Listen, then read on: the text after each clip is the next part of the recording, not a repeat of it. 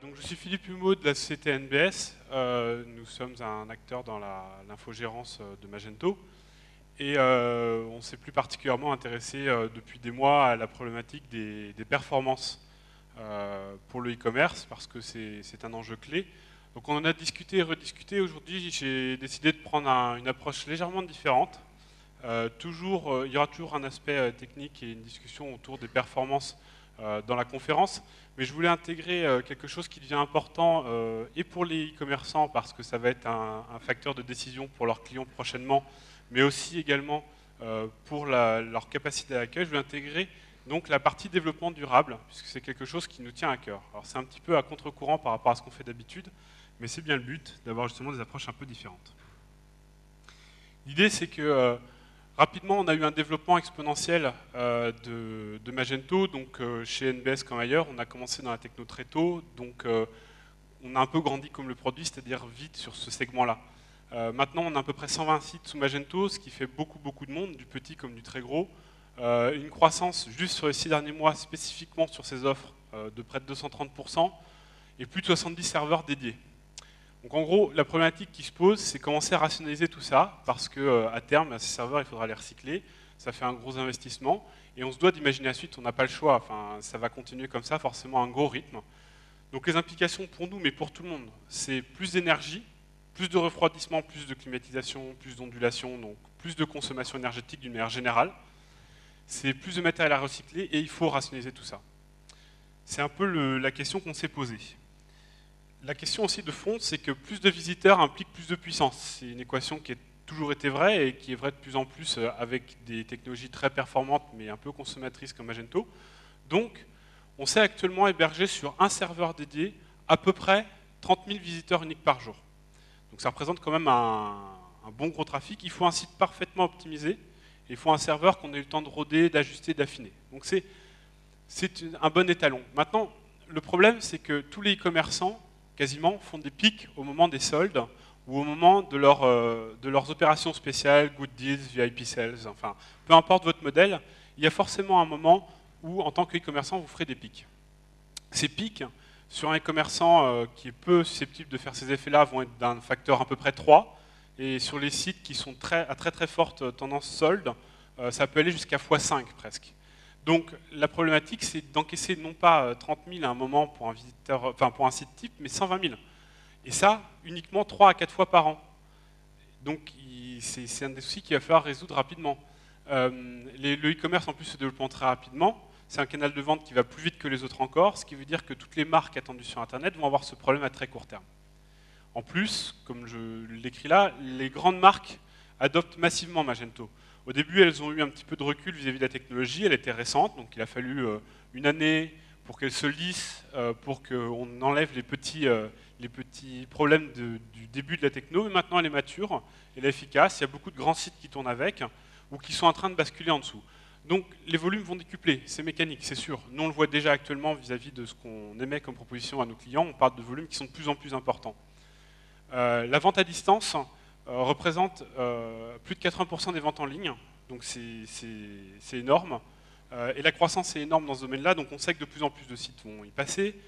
À peu près 60 000 sites de e-commerce d'ici la fin de l'année, avec une croissance qui là aussi est très importante. Donc on doit prendre tous ces facteurs en compte.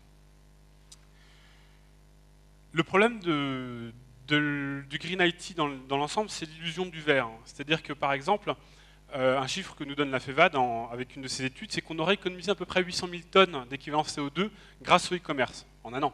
C'est bien, c'est important, mais est-ce que ça tient compte de toute la chaîne de valeur? Par exemple, un processeur, quel est le coût en tonnes équivalent CO2 de la production d'un processeur? C'est énorme, énorme. Donc les serveurs, à ce titre, plus toute l'énergie qu'ils consomment, pèsent énormément sur cette chaîne. Donc ce qu'on économise d'un côté, il ne faut pas le reperdre d'un autre. Gartner en 2007 a publié que le bilan CO2 donc de NTIC était maintenant presque plus lourd que celui de l'aviation, et on sait que les data centers représentent à peu près 0,5% des émissions totales de CO2 de l'humanité. Donc ça ne fait que croître, et ça va ne faire que croître. Donc il faut prendre en compte dès maintenant ces problématiques. L'idée, c'est que, derrière ce slide, c'est que consommer mieux, plus intelligemment et peut-être moins en termes d'électricité devrait être rentable. Déjà, ça devrait coûter moins cher au site hébergé. en premier lieu. Excusez-moi. Et ça fera diminuer un peu la facture. La qualité éco-citoyenne d'un site, on en parle encore très peu, mais je vous assure que ça va être tendance dans très peu de temps, va faire la différence entre un site qui va attirer un certain type de clientèle ou pas. C'est-à-dire qu'à site égal, d'ailleurs, vous irez plus probablement vers un site qui est vert, ou en tout cas qui a certains engagements de respect écologique. Et bien sûr, il faut respecter les objectifs internes de beaucoup de grands groupes. C'est devenu des clés de décision dans beaucoup de grands groupes, ce qui est une bonne chose. Et puis même pour nous, je veux dire, pour nos enfants, pour nos générations futures, pour le respect des traités qui sont en train d'être passés ou que l'Europe et l'international essaient de déployer, il est important qu'on s'y intéresse, nous comme les autres. Donc le but, c'est d'essayer de diminuer notre empreinte carbone dans le domaine de l'infogérance. Il y a beaucoup de problèmes dans beaucoup de domaines, mais on ne peut pas tout adresser, donc nous, c'est plutôt l'infogérance, notre spécialité. Comment on fait pour essayer d'améliorer les choses au quotidien dans nos environnements? Il y a 4 clés qui sont importantes. Le matériel, le logiciel, la configuration aussi du logiciel surtout, les architectures, parce qu'on va voir qu'il y a des révolutions qui vont tout changer, comme le cloud computing, et un meilleur usage des sites et des ressources. Le piège dans lequel on ne veut pas tomber, sous aucune forme, c'est le piège de l'écologie chère. C'est si on propose quelque chose de mieux, mais plus cher, ça ne sera pas adopté. Les mouvements écologistes ont fait plusieurs fois cette erreur. Il faut proposer aussi bien, au même prix, voire moins cher, tout en respectant l'environnement. Sinon, l'adoption ne sera pas bonne, ou pas rapide, ou un peu contrainte. Donc essayons d'éviter ce piège intelligemment. Premièrement, le matériel, c'est une clé sur laquelle on peut vraiment faire d'énormes progrès. Le premier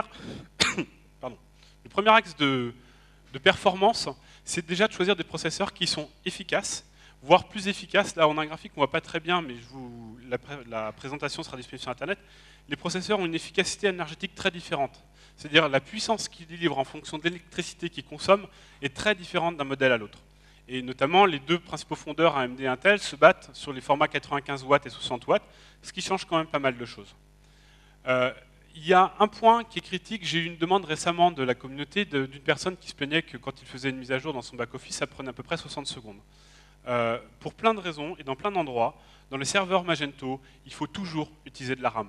Quand vous prenez un serveur Magento, mettez 8 Go, 16 Go, mettez tout ce que vous pouvez comme RAM, parce que ça va tout changer.